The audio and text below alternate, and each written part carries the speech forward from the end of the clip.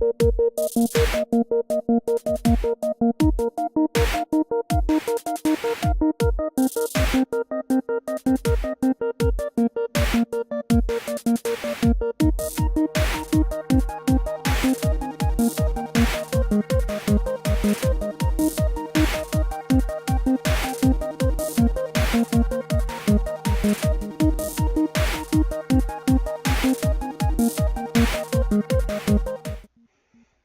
evening, everyone. GWFawkes here, and welcome tonight to the Model Gaming Show. Just got some things to get through first, and then we'll get into tonight's editorials real quick. So the first new releases, it's the doldrums of January, right? Nothing's coming out for the first couple months, but something I did want to highlight that came out on Tuesday, Street Fighter V Arcade Edition. Basically the complete game that it should have been when it launched like 2 or 3 years ago, whenever it did. It actually, from what I've read in reviews, feels like the complete experience and game. Yeah, it's on OpenCritic right now. It's got an 89, which is high, and this game released to like high 70s, low 80s. So hey, you finally get the full experience now. Congratulations, Capcom, for finally releasing a full game.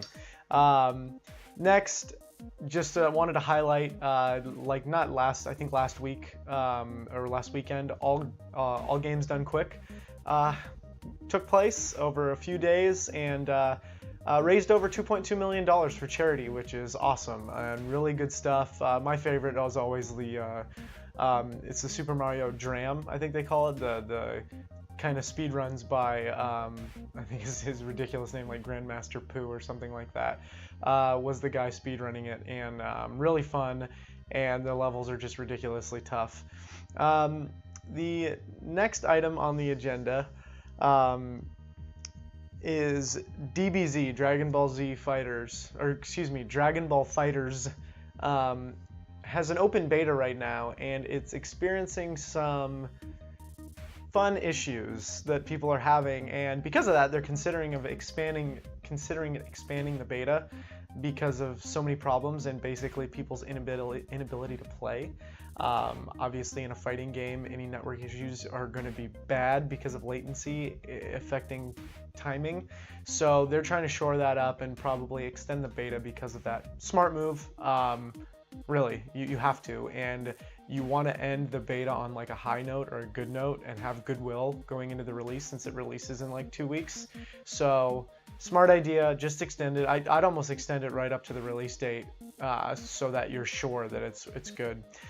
Finally, not a funny story, but an interesting story of success, right? So Epic Games has Fortnite, which is pretty popular, but they released recently Fortnite Battlegrounds, just mimicking PUBG. And this mode has basically been really successful for them. So much so that it's, I guess, hampering other games that they have in development, because teams are being brought from those games to develop for Fortnite and to handle that side of it. So any games by Epic that you were looking forward to might not be making it out besides the Fortnite brand. It's frankly just too popular right now. So hey, that's how you want to be, right? You want to be successful, and if I always say, like, you go back to the well. Just keep going back to the same well if it's good, right? So hey, something's working for you, stick with it.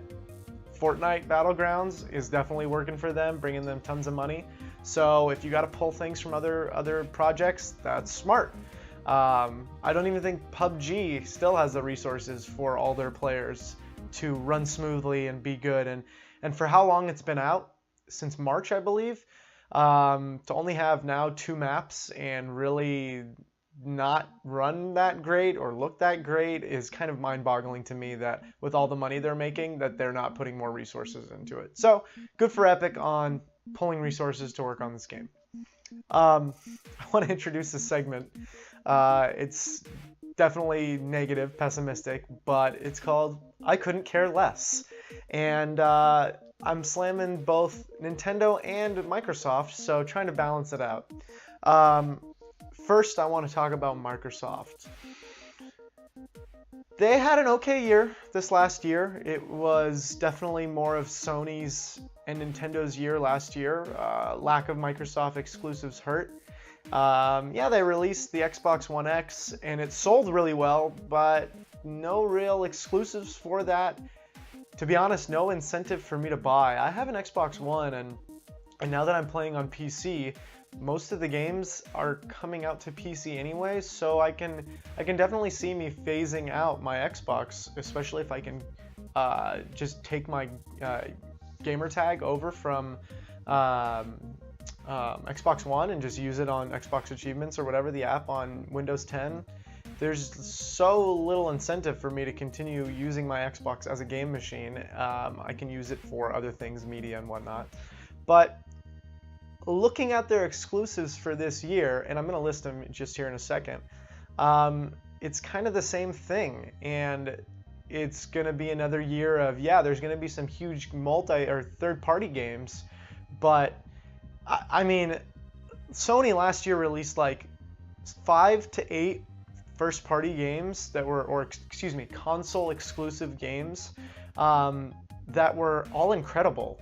And Xbox really was lagging in that respect. So this year they're releasing, from what I saw, console exclusives, right? Okay, so you got Artful Escape and Ashen. They're both by Annapurna Studios. They're just small indie games. They're small little arty games. Okay, great. You've got Crackdown. That's not coming out this year. If it comes out this year, it's not going to be a full thing. At this point, I really never played the first 2 Crackdowns. I know people that did. They really enjoyed them, whatnot. But what that game is and what it's been hyped to be and what it's promised, there's zero chance that it's delivering that experience. I have no hype for this game whatsoever. I have no confidence in it. I honestly think it could turn into vaporware at this point. It'll just float into the ether and just be gone. So those are my feelings on that. The only game I'm super excited for is a sequel to a Microsoft exclusive. This is called Ori and the Will of the Wisps, and sequel to Ori and the Blind Forest. Great Metroidvania platformer, beautiful art style, fun gameplay. There's just a little teaser with you and I think an owl. So definitely looking forward to that. That looks good from what I've seen. I really love the first one. It was one of the best games that came out of that year, I think 2015, 14, something like that. Sea of Thieves looks excellent. I don't play multiplayer. I don't really have that many friends that play video games anymore. So that community for me is like gone, really. I would love to play Sea of Thieves with 3 or 4 friends, and that would be really damn fun. But unfortunately, I just don't. I don't know. That stuff just doesn't interest me that much anymore. And finally, State of Decay 2. I never played the first one. The first one just, the visuals were whatever, and it's just like a survival game, but it's not. It's just like a persistent online world. It just doesn't interest me. So out of all their exclusives, they've got one game that'll interest me. And I'm sure Sea of Thieves will be good. I'm sure State of Decay will improve on the first. Both Artful Escape and Ashen could very well be good, fun games. Little short experiences, or maybe like 6 to 10 hour experiences, which I love, don't get me wrong, but they're not these big console exclusives that you need to help. And Crackdown, who the hell knows? No expectations whatsoever for that. So my whole thing is, I couldn't care less about like 5 out of the 6 games that they released for console exclusives. So it's making me care less about the Xbox as a whole and their branding, especially now that I'm streaming more and doing stuff like that on the computer. There's so much less incentive for me to do that on an Xbox. Get a capture card. I do have my setup is my entertainment setup is prime for that. I could, if I get a capture card and go and play on the 360, I could definitely do that. But for right now, everything I need is on my PC. And secondly, all the games on my Xbox right now, there's a bunch that I haven't played because of Xbox, games with Xbox Live Gold or whatever it's called, that I get for free. And there's definitely a couple that I've played, that I want to play. But there's so many more on PC that I'm looking forward to more. So there's just less incentive. Hopefully 2019, 2020 will bring more exclusives, and Microsoft actually focuses on making good games. The way consoles are going, it's looking to be very iterative instead of these big leaps. So I hope they stick with that. The next thing I couldn't care less about, and I'm assuming this is going to be divisive, but I just frankly don't know who this is for, but Nintendo Labo, whatever you want to call it. Nintendo released a short 2.5-minute, very well produced video. Don't get me wrong, it was energetic. I was entertained the whole time. It was very interesting, but getting people to buy $70 worth of cardboard and some mini games frankly seems stupid. 1. 2, I don't know who this is for. Cardboard is flimsy. I don't care if they're using actual good cardboard. You're making a piano or a house or whatever that's supposed to be used and depressed. This is marketed towards who? Kids? Kids are gonna break that stuff immediately. Little kids, 4, 5, 6-year-olds, that stuff is gonna be gone immediately. So you're gonna have to buy new. Can you replace just the individual things that you're broken? What the hell? Okay, getting over the breaking part. What are the mini games? Are they just mini games? Is this the new 1-2 Switch? 1-2 Switch didn't even sell that well. How are you going to convince people to buy $70 and $80 mini games just to play with some cardboard? This seems like it's aimed at like adults almost that would be interested in that engineering aspect of cardboard and creative types. But if you can only play the mini games and you can't really use it for anything else, like it's not a computer. So unless you can create other games for it, like the piano, if you can just play that for that one mini game, that's ridiculous and stupid, frankly. Another thing is the cost. $70? Cardboard, $70. Cardboard, $80. Okay, you've lost me completely. I, frankly, gonna say it again, I couldn't care less about Nintendo Labo.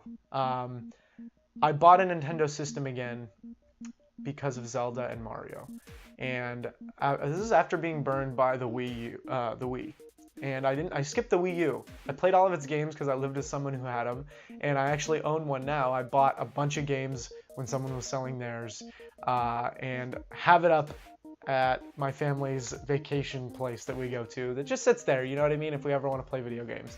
So I now have a Nintendo Switch, and I've played 3 games on it since I've owned it since April. Zelda, Mario, and Octopath Traveler. We'll just say I've put about 100 hours total into it all. That's a lot of use. I've definitely gotten my money's worth, okay? The problem, this is my big deal with Nintendo Labo and why I couldn't care less, is because there's so many other things that they should be working on, and if you have a team that is actually using resources to do this, instead of putting that team towards making a real game, making virtual console, they're online. There's so many damn things that Nintendo still needs to do that are way behind. I don't really take the dang Switch mobile. I realize most people do. It is a handheld device, and I really don't consider it an at-home console. It's a mobile device. Okay, all of the game. It's a port machine, which is great. But I've already played all those games, and for me, they're not better in handheld mode because I don't play games on the go that much. I literally drive to work, I drive to the gym, I drive home, and I want to play it on a big screen TV. That's how I relax. Obviously, that's not the case for most people. I don't take my systems to places or to friends' house and play video games. That's odd to me. I don't also have that much downtime. So for me to be taking it doesn't work for me. So I know that they've released statistics and it's like 60-40 or 50-50 or whatever's been released, that people actually play this more on the go than at home. So I get the allure of it. But the reason why Nintendo Labo concerns me is because they're devoting resources to this when, yes, they just had a banner year. They just released Mario and Zelda, two of the highest rated games of all time in 1 year. And they swept up at Game Awards. Zelda swept up, Mario swept up, whatever. But it's looking pretty barren now. And I'm afraid that now that it's a port machine, most of which I've played all of these games. So all of these ports that people are, and I don't rebuy games. I frankly don't want to spend time replaying games just because it's in handheld. That doesn't appeal to me. So I want new experiences, not cardboard cutout gimmicks. This is Nintendo at their absolutely most gimmicky. And that concerns me that now they realize it's a hit. They're arrogant. They're devoting resources to stupid crap like this, and instead of implementing things that people actually want, like the virtual console, like a persistent online service at all on any level. There's so many things they could be doing. There's even little issues with the system itself that need to be ironed out. It's just concerning that they're devoting resources to that. And I'm also getting worried that I go to Nintendo for their first party games, okay? And they've got a lot. But this year's looking kind of dry. And I have a feeling that because it's doing so well with all the ports, and all these ports are doing really damn well, that Nintendo is just gonna coast, man. They're gonna coast, and that's why I couldn't care less about the Labo. I haven't played Mario since I went traveling, and I played it on the airplane for a little bit, but I haven't even touched it since then. And in between Zelda and Mario, I played Octopath Traveler for a year and a half, or an hour and a half. So for call it, 6-month period, I played for like an hour and a half. The usefulness of it for me is in the yes, taking it on the go when I have the time, but in the console exclusives, and Nintendo releasing Labo is just a giant red flag for me. Sorry I dragged that on. It's just, I love Nintendo. I grew up on it. My first system was an NES when I was 5, and I can distinctly remember beating my first game on that, just like barely. And it's frustrating that Nintendo just seems to be like in their own world, and they don't subscribe or ascribe to other norms, and they lose people like me that have playing their system so long. It's like, normally what I would have done if I didn't get on the hype train is I would have waited 2 years into this console system and bought it 2 years down the line and had 5 or 6 games to play, and that would have been cool. But I wanted to get on it because I wanted to play Zelda, I wanted to play Mario early, and now it's like Barren Wasteland again. So tying that up, droning on long enough. I'm trying to be positive, but Nintendo just keeps repeating history and doing the same dumb stuff. So I want to thank you guys for watching, and sign off with keep signing off with this. So it's I hope you enjoyed your stay. It's good to have you with us, even if it's just for a day. Have a good night, everyone, and we'll see you streaming, and we'll see you next week.